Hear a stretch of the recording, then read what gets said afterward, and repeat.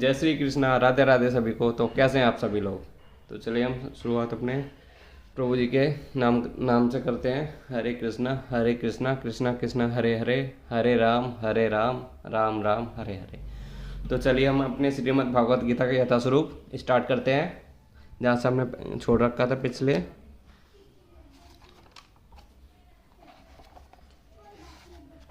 यहाँ से हमने इसको यहाँ तक कंप्लीट कर लिया था, वो आज यहाँ से स्टार्ट करते हैं इसको, श्रीमद् भगवत गीता को।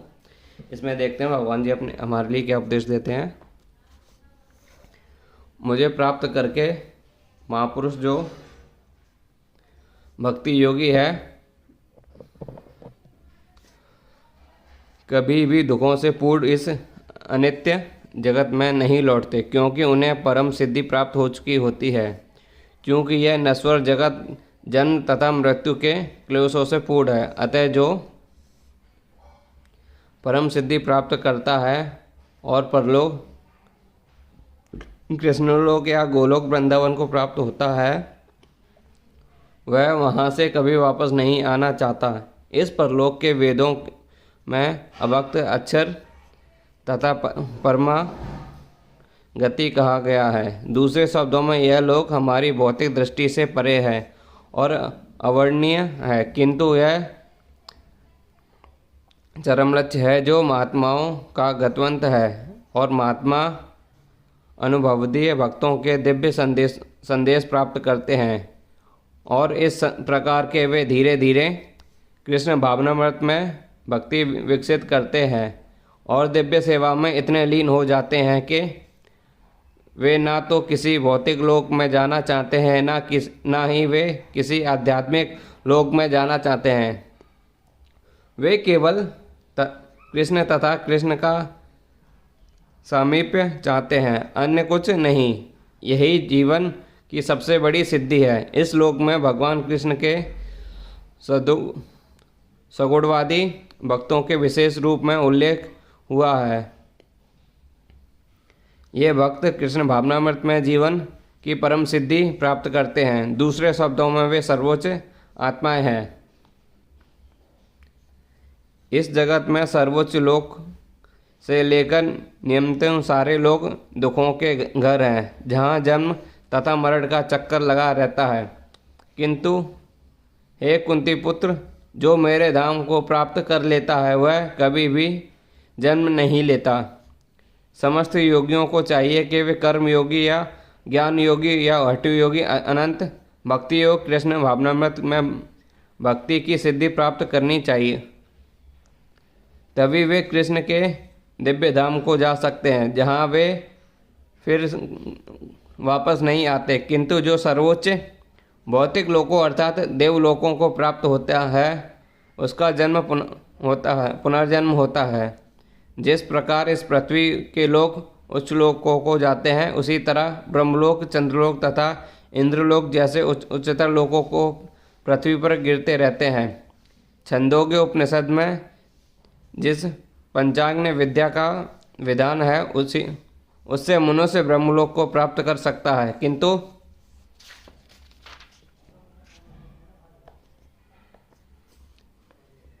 यदि ब्रह्मलोक में कृष्ण भावनामृत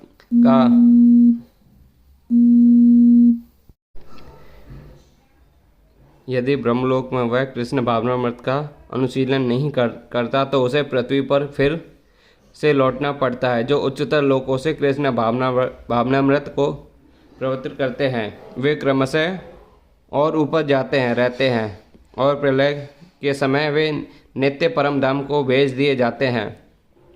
श्रीधर स्वामी ने अपने भगवत गीता भाष्य में यह श्लोक उद्धृत किया है। जब इस भौतिक ब्रह्मांड का प्रलय होता है तो ब्रह्म तथा कृष्ण भावनामृत में निरंतर प्रविष्ट उनके भक्त अपनी इच्छानुसार आध्यात्मिक ब्रह्मांड को तथा विशिष्ट वैकुंठ लोकों को भेज दिए जाते हैं। मानवीय गणना के अनुसार 1000 युग मिलकर ब्रह्म का एक दिन बनता है, और इतनी ही बड़ी ब्रह्म की रात्रि भी होती है। भौतिक ब्राह्मण की अवधि सीमित है यह कल्मों के चक्र के रूप में प्रकट होती है। यह कल्म ब्रह्म एक दिन है जिससे चतुर्युग, सत्ययुग, त्रेता, द्वापर तथा कली के 1000 चक्र होते हैं। सतयुग के सदाचार, ज्ञान तथा धर्म का बोलबाला रहता है और अज्ञान तथा पाप एक तरह नियमित अभाव होता है। यह युग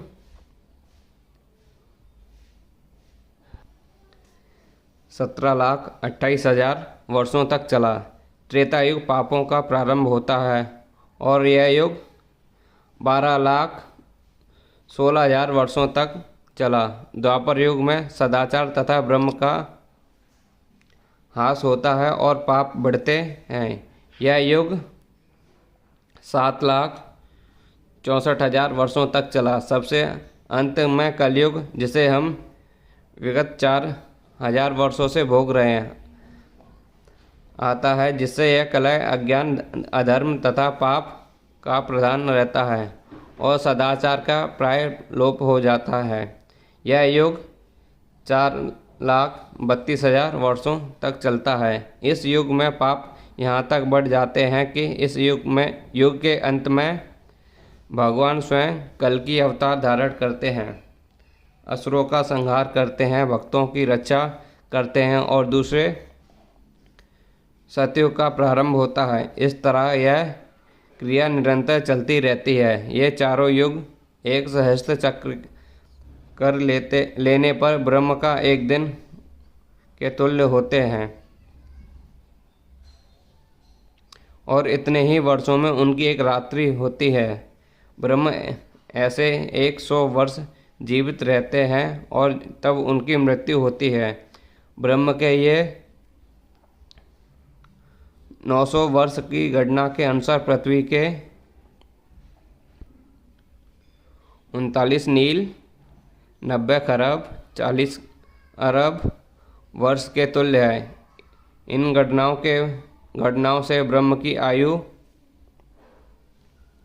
अत्यंत विचित्र तथा न समाप्त होने वाली लगती है, किंतु नियता की दृष्टि से यह बिजली की चमक जैसी अल्प है।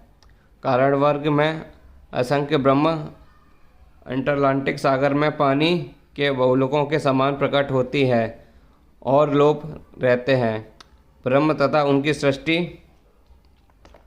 भौतिक ब्रह्मांड के अंग हैं, फलस्वरूप निरंतर परिवर्तित रहते हैं।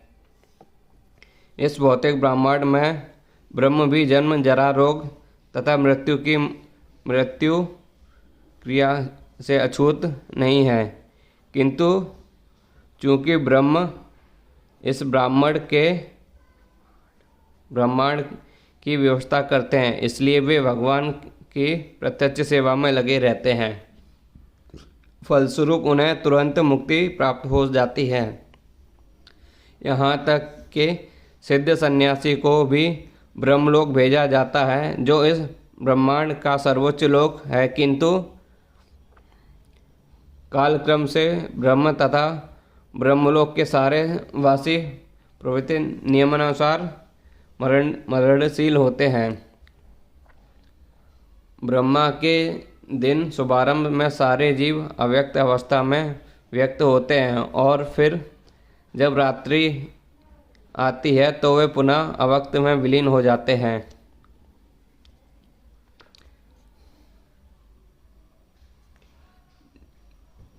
जब ब्रह्म का दिन आता है तो सारे जीव प्रकट होते हैं और ब्रह्म की रात्रि होते ही वे असमयत विलीन हो जाते हैं।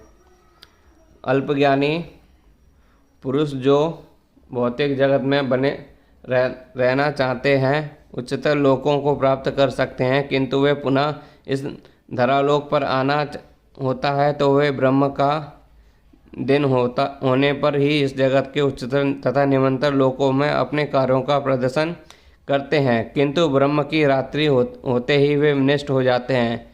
दिन में उन्हें भौतिक कार्यों के लिए नाना शरीर प्राप्त होते रहते हैं, किंतु रात्रि के समय होते ही उनके शरीर विष्णु के शरीर में विलीन हो जाते हैं। वे पुनः ब्रह्म का दिन आने का प्रकट होते हैं।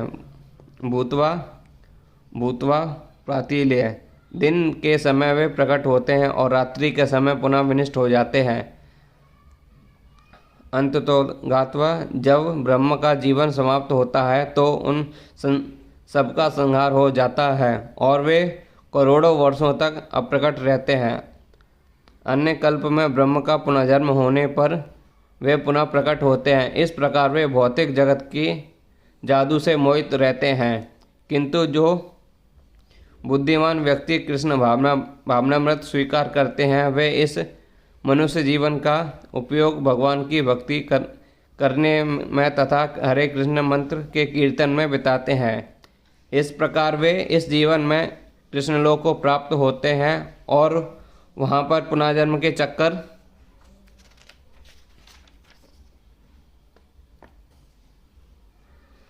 से मुक्त होकर सतह आनंद का अनुभव करते हैं। इसके अतिरिक्त एक अन्य अवृत प्रकृति है जो शाश्वत है, इस व्यक्त तथा अव्यक्त पदार्थ से परे है। यहाँ पर परा श्रेष्ठ और कभी ना नाश होने वाली है। जब इस संसार का सब कुछ लय हो जाता है तब भी उसका नाश नहीं होता। कृष्ण की पराशक्ति दिव्य और शाश्वत है।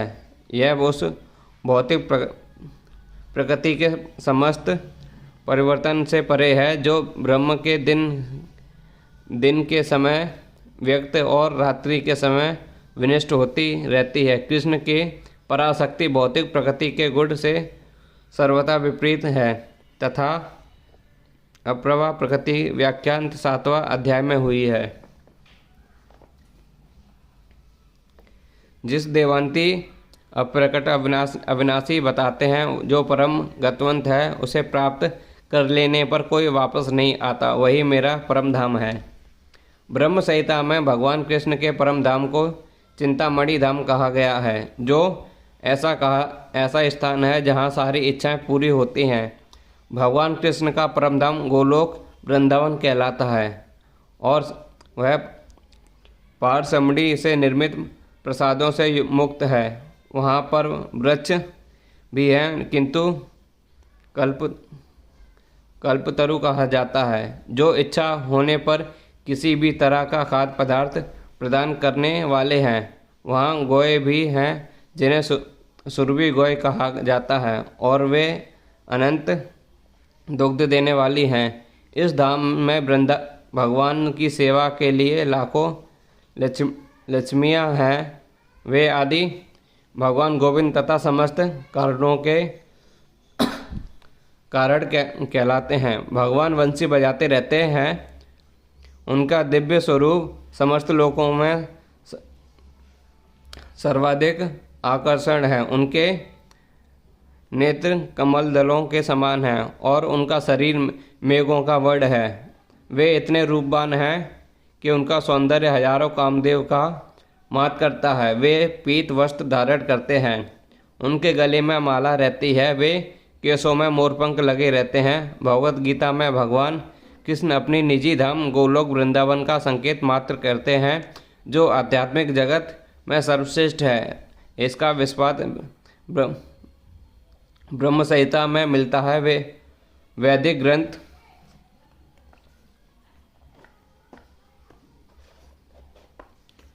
कठोपनिषद बताते हैं कि भगवान धाम सर्वश्रेष्ठ है और यही परम धाम है।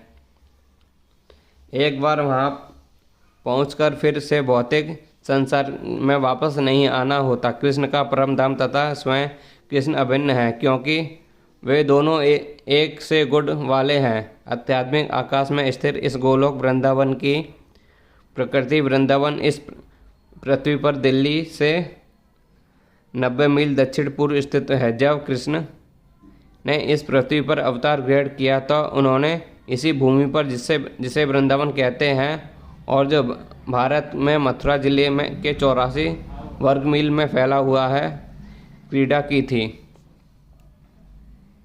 भगवान जो सबसे महान है,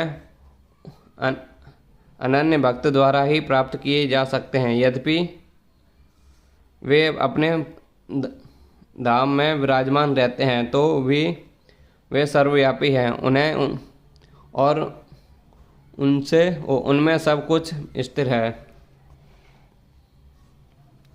यहाँ पर स्पष्ट बताया गया है कि जिस परम धाम से फिर लौटना नहीं होता वह परम पुरुष कृष्ण का धाम है। ब्रह्म संहिता में इस परम धाम को आनंद चिंतन में रस कहा गया है, जो ऐसा ध्यान स्थान है जहाँ सभी वस्तुएं परम आनंद से पूर्ण जितनी भी विविधता प्रकट होती है वह सब इसी परम धाम का गुण है। वहाँ कुछ भी भौतिक नहीं। यह विविधता भगवान के विस्तार के साथ ही विस्मृत होती जाती है, क्योंकि वहाँ की सारी अभिव्यक्ति पराशक्ति के कारण है, जैसा कि 7वें अध्याय में बताया गया है। जहाँ तक इस भौतिक जगत का प्रश्न है, यद्यपि भगवान अपने धाम में ही सदैव रहते हैं, तो भी वे अपनी ही भौतिक शक्ति माया द्वारा सर्वव्याप्त हैं। इस प्रकार वे अपनी परा तथा अपरा शक्ति द्वारा सर्वस्व भौतिक तथा आध्यात्मिक दोनों ब्रह्मांडों में उपस्थित रहते हैं। यथास्थानी का अर्थ है कि प्रत्येक वस्तु उनमें या उनकी परा अपरा शक्ति से निहित है। इन्हीं दोनों शक्तियों के द्वारा भगवान सर्वव्यापी हैं। कृष्ण के परम धाम या असंख्य वैकुंठ लोकों में भक्ति के द्वारा ही प्रवेश संभव है। जैसा कि भक्त्या शब्द द्वारा सूचित होता है कि किसी अन्य विधि से परम धाम की प्राप्ति संभव नहीं। वेदों में गोपाल तापनी उपनिषद में भी परम धाम तथा भगवान का वर्णन मिलता है। एको वसी सर्वज्ञ कृष्ण, उस धाम में केवल एक भगवान रहते हैं जिसका नाम कृष्ण है। वह अत्यंत दयालु विग्रह है और एक रूप से स्थिर होकर भी वह अपनों को लाखों स्वांकों से विस्तृत करता है। वेदों में भगवान की उपमा उस शांत वृक्ष से दी गई है जिसमें नाना प्रकार के मूल, फूल तथा फल लगे हैं और जिसकी पत्तियां निरंतर बदलती रहती हैं। वैकुंठ लोक की अध्यक्षता करने वाले भगवान के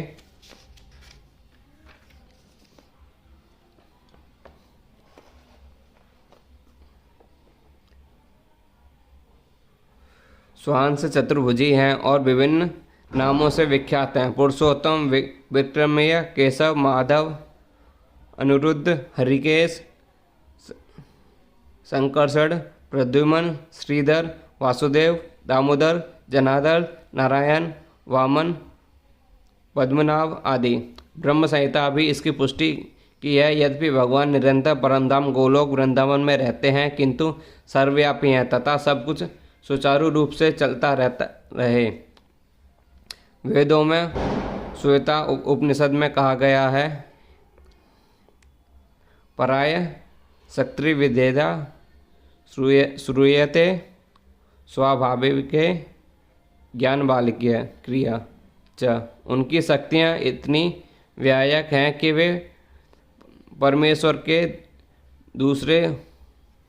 दूरस्तर होते ही दृश्य जगत में बिना किसी त्रुटि के सब कुछ सुचारू रूप से संचारित करती है। हे भरतवंश, अब मैं तुम्हें उन विभिन्न कालों को बताऊंगा जिसमें इस संसार में प्रयाण करने के बाद योगी पुनः आता है अथवा नहीं आता। परमेश्वर के अत्यंत पूर्ण शरणागत भक्तों की इसकी चिंता नहीं रहती कि वे कब और किस तरह शरीर को त्यागेंगे। वे सब कुछ कृष्ण पर छोड़ देते हैं और कुछ इस तरह सरलता पूर्वक प्रसन्नता सहित भगवत धाम जाते हैं कि किंतु जो अनन्य भक्त नहीं है और कर्मयोग, ज्ञान योग तथा हठ योग जैसी आत्म साक्षात्कार की विधियां पर आश्रित रहते हैं, उन्हें उपयुक्त समय में शरीर त्यागना होता है, जिससे वे आश्वस्त हो सकें कि इस जन्म मृत्यु वाले संसार में उनको लौटना होगा या नहीं। यदि योगी सिद्ध होता है तो वह इस जगत में शरीर छोड़ने का समय तथा स्थान चुन सकता है, किंतु यदि वह इतना पटु नहीं होता तो उसकी सफलता उसके अचानक शरीर त्याग के सहयोग पर निर्भर करती है। भगवान ने अगले श्लोक में ऐसे उचित अवसरों का वर्णन किया है कि कब मरने में कोई वापस नहीं आता। आचार्य बलदेव विद्याभूषण के अनुसार यहाँ पर संस्कृत के काल शब्द का उपयोग काल अवेष्टा देव के लिए हुआ है। जो परम ब्रह्म के ज्ञाता हैं वे अग्निदेव के प्रभाव में प्रकाश में दिन के शुभ लक्षण में शुल्प कक्ष में या जब सूर्य उत्तरायण में रहता है, उन 6 मासों में इस संसार में शरीर त्यागने पर उस परम ब्रह्म को प्राप्त करते हैं। जब अग्नि प्रकाश दिन तथा पक्ष का उल्लेख रहता है तो यह समझना चाहिए कि इस सबों में अधिकता देव होते हैं जो आत्मा की यात्रा में व्यवस्था करते हैं। मृत्यु के समय मन मनुष्य को नवीन जीवन मार्ग पर ले जाता है। यदि कोई अकस्मात या योजनापूर्वक उपयुक्त समय पर शरीर त्याग करता है तो उसके लिए निर्वेश ब्रह्म ज्योति प्राप्त कर पाना संभव होता है। योग में सिद्धि योगी अपने शरीर को त्यागने के समय तथा स्थान की व्यवस्था कर सकते हैं। अन्यों का इस पर कोई वश नहीं होता। यदि संयोगवश वे शुभ मुहूर्त में शरीर त्यागते हैं तब तो वह उनको जन्म मृत्यु के चक्र में लौटना नहीं पड़ता, अन्यथा उनके पुनरावर्तन की संभावना बनी रहती है। किंतु कृष्ण भावनामृत में शुद्ध भक्त के लिए लौटने का कोई भय नहीं रहता, चाहे वह शुभ मुहूर्त में शरीर त्यागे या शुभ मुहूर्त दक्ष में, चाहे वह अकस्मात शरीर त्याग कर या स्वेच्छापूर्वक। जो योगी धुएं रात्रि कृष्ण पक्ष में या सूर्य के दक्षिणायन रहते हैं, 6 माह में दिव्यगन होता है, वह चंद्रलोक को जाता है किंतु वहाँ पुनः पृथ्वी पर चला आता है। भगवान के 3 स्कंद में कपिल मुनि उल्लेख करते हैं कि जो लोग कर्मकांड तथा ज्ञान यज्ञ कांड में निपुण हैं और वे मृत्यु होने पर चंद्रलोक को प्राप्त करते हैं, वे महान आत्माएं चंद्रमा पर लगभग 90,000 वर्षों तक देवों की गणना से रहती हैं और वे सोम रस का पान करते हुए जीवन का आनंद भोगती हैं। अंतर्गोता वे पृथ्वी पर लौट आती हैं। इसका अर्थ हुआ कि चंद्रमा में उच्च श्रेणी के प्राणी रहते हैं, भले ही हम अपनी स्थूल इंद्रियों में उन्हें ना देख सकें।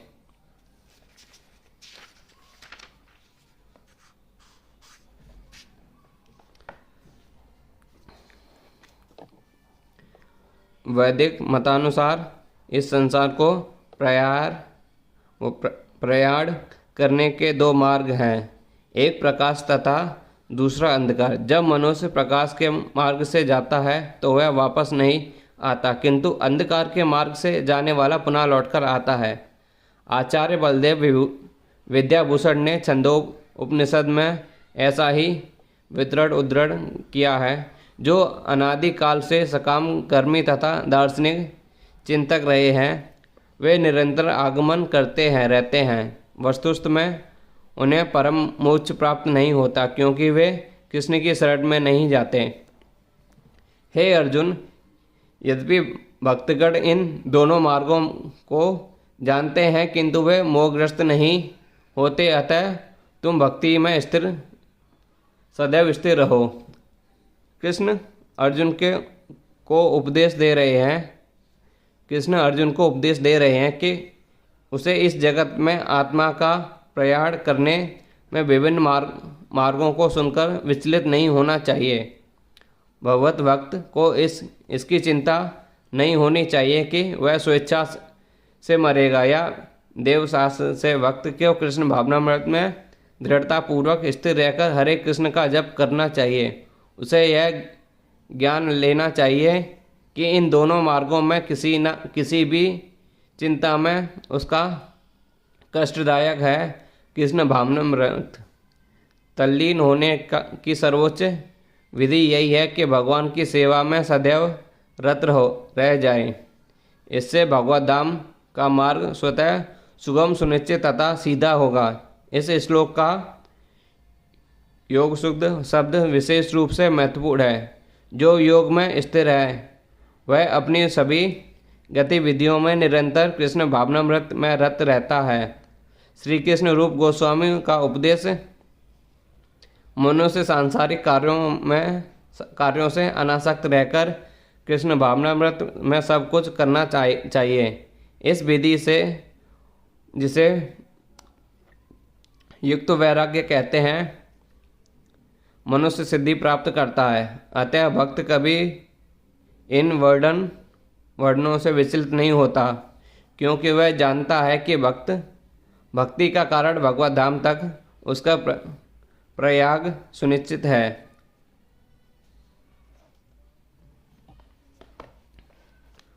जो व्यक्ति भक्ति मार्ग स्वीकार करता है वह वेदाध्ययन, तपस्या, दान, दार्शनिक तथा काम कर्म करने से प्राप्त होने वाले फलों से वंचित नहीं होता। वह मात्र भक्ति संपन्न करके इन समस्त फलों की प्राप्ति करता है और अंत में परम नित्य धाम को प्राप्त होता है।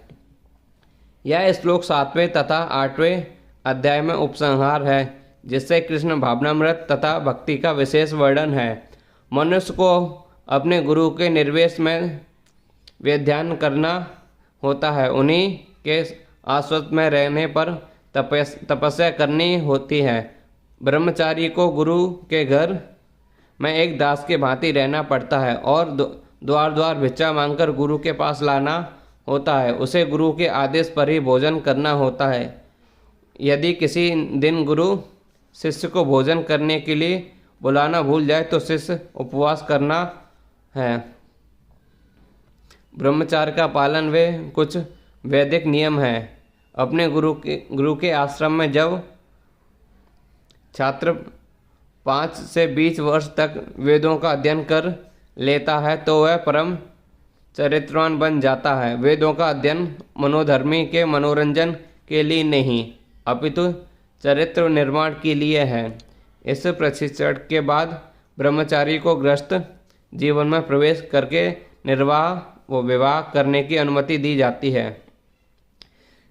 गृहस्थ के रूप में उसे अनेक यज्ञ करने होते हैं जिससे वह आगे उन्नति कर सके। उसे देश, काल तथा पात्र के अनुसार तथा सात्विक, राजविष तथा तामसिक दान में अंतर करते हुए दोनों दान देना होता है। जैसा कि भगवत गीता में वर्णित है, गृहस्थ जीवन के बाद वानप्रस्थ आश्रम ग्रहण करना पड़ता है, जिससे उसे जंगल में रहते हुए वृक्ष के छाल पहनकर तथा छोर कर्म आदि किए बिना कठिन तपस्या करनी होती है। इस प्रकार मनुष्य ब्रह्मचारी, गृहस्थ, वानप्रस्थ तथा अंत में सन्यासी आश्रम का पालन करते हुए जीवन की सिद्धावस्था को प्राप्त होता है। तब इनमें से कुछ स्वर्गलोक को जाते हैं और यदि वे और अधिक उन्नति करते हैं तो अधिक उच्चतर लोकों को, तो निर्वेश ब्रह्म ज्योति को या वैकुंठ लोक को, कृष्ण लोक को जाते हैं। वैदिक ग्रंथों में इसी मार्ग की रूपरेखा प्राप्त होती है। कृष्ण भावनामृत की विशेषता यह है कि मनुष्य एक ही झटके में भक्ति करने के कारण मनुष्य जीवन के विविध आश्रमों को, अनुष्ठानों को पार कर जाता है।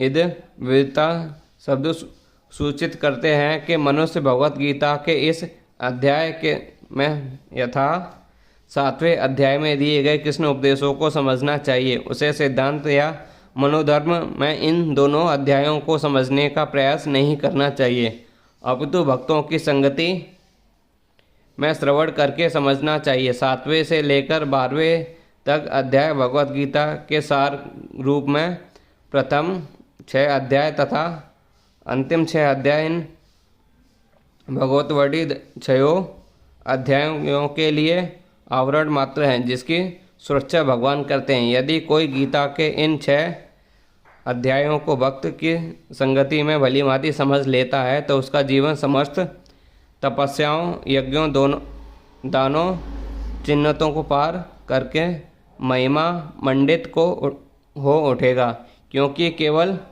कृष्ण भावनामृत के द्वारा उसे इतने कर्मों का फल प्राप्त होता है जिससे भगवत गीता में तनिक भी श्रद्धा नहीं। उसे भक्ति से भगवत गीता समझनी चाहिए।